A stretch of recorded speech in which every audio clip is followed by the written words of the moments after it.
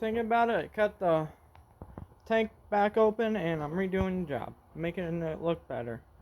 I didn't like how it was all. I could sand down the welds on that side, but couldn't get them in the inside, and it looked like crap.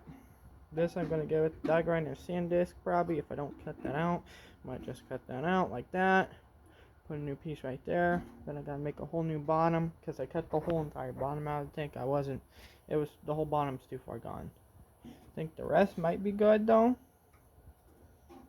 But we got lots of cleaning to do. That's the tank after vinegar and mercury acid a couple weeks ago. So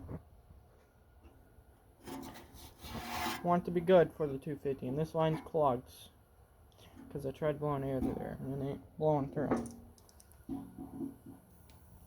See? This one's unclogged though.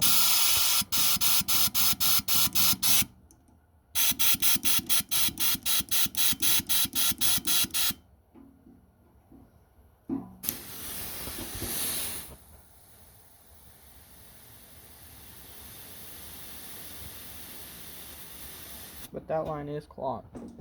So, alright guys. Catch you on the next one.